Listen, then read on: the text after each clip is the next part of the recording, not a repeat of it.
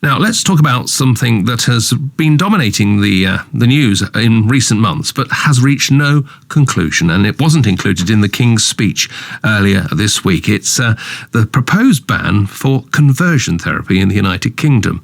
My next guest grew up in Guernsey and is a member of the Church of England's Parliament, the General Synod, which meets this week. Jayne widely campaigns on issues surrounding our LGBTQ+ community and is the founder and chair of the UK's Ban Conversion Therapy Coalition.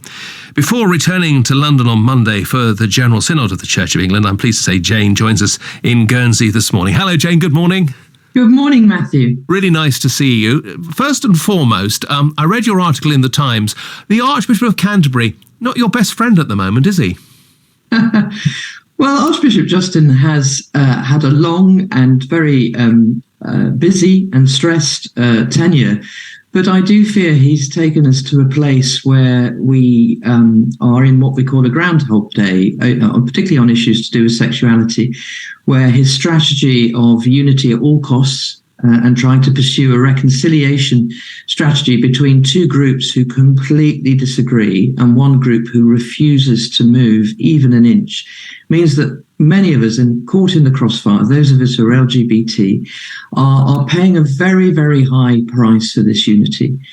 And there have been reports of a meeting that many of us from both sides of the argument had with the Archbishop a couple of weeks ago. And he really it was his meeting, and he was very angry, very grumpy, very self-pitying. And it made me reflect, do we have the right spiritual leader to take us into what I think is going to be the most difficult part of this, which is trying to find a way forward in a new season where we have a new Supreme Governor in King Charles, and where we face, I think, one of the toughest challenges of all, which is trying to win back the trust and respect of a nation who thinks that we are hypocritical, abusive, and completely morally bankrupt in certain areas. So we've got an uphill struggle, and I'm not convinced that Justin staying on to the last moment is the right one. Why do you stay in the Church of England if it is so broken? That's a really good question, Matthew, which I ask myself a lot of times. I suppose for me, I do not want any other young or indeed old LGBT person to go through the hell that I did, which took me to a place where I didn't want to carry on living and where my body was cracking under the strain of being told that who I was unacceptable, that I was an abomination, and that God did not want to bless the love that I craved. And I know now that there are thousands, if not tens of thousands, of young LGBT people who've been in the same place and who have risked taking their lives. And we have to stand for truth. I do believe that God has called me to speak about God's love for all, an equal love for all, that God creates us as we are in all our diversity and loves us equally. And that's the gospel of love that Christ calls us to proclaim. Well, for me, the thing that always resonates in my mind whenever we have these conversations is it couldn't be simpler. We are all made in God's image. Absolutely. And God doesn't make mistakes. I think that's the fundamental flaw. And actually next week, Matthew, I'm bringing an amendment to the Synod. We have this big debate on sexuality, which I hope and believe, and many mentioned they agree with me, goes to the core of the debate.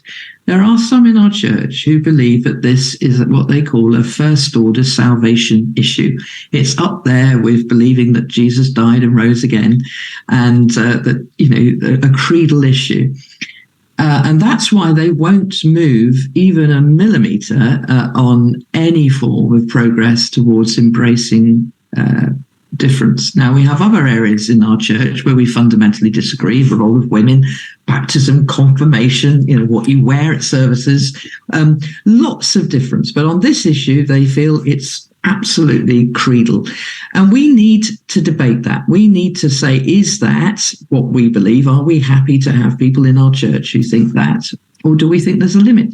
And until we've had that debate, or that teaching confirmed by the House of Bishops, we can't move forward. So I'm asking for that work to be done and for a paper to be brought for us to determine once and for all if this is a creedal issue or not. Can I ask then, why write the article in the Times, given that you need the bishop on your side, you need the Archbishop on your side? Well, I feel it's time to speak truth. The truth is I'm saying what so many people are saying privately, but nobody wants to say publicly. And I therefore believe, that Justin himself wrote in the Times, I think it might have been the Telegraph a couple of years ago, that he would stay until 2026 unless his health gave way and as long as people were happy. And I remember thinking at the time, well, how would you know if people are happy or not? And this is my way of saying, and, I seem to be one of the few to put my head above the parapet. We're not happy, Justin. We don't agree with your strategy. It's not worked. It's caused an awful lot of pain. It's getting us absolutely nowhere. Your hollow apologies that you keep giving us, and yet you keep then hitting us afterwards, have meant that many people have lost their respect and trust. And you're looking very tired, angry, and fed up with the whole thing. So maybe it's time to allow a new spiritual leader to take place. Matthew, one of the hardest challenges for any leader, whether it's in government, in the church, in business, is knowing when to step aside, is to know how to step down well. And that's the question I ask myself, am I coming to the end of my time doing this? Is it time for others? But how we learn to make space for the next generation is really critical. And I personally believe, that's why I wrote the article in the Times, it's time for Justin to consider stepping to one side, or at least for us to talk about it in open, what is currently consuming people in private. But there is hope, and if you look around, you look across the Russell in Sark, there's a Methodist church there that will be recognising equal marriage and celebrating equal marriage. The Church of Scotland in both these islands does that as well. I mean, there is movement, there is change, and the wider Christian people of these islands is broadly supportive, I would suggest. How wonderful. Gosh, you could become the go-to marriage destination for many.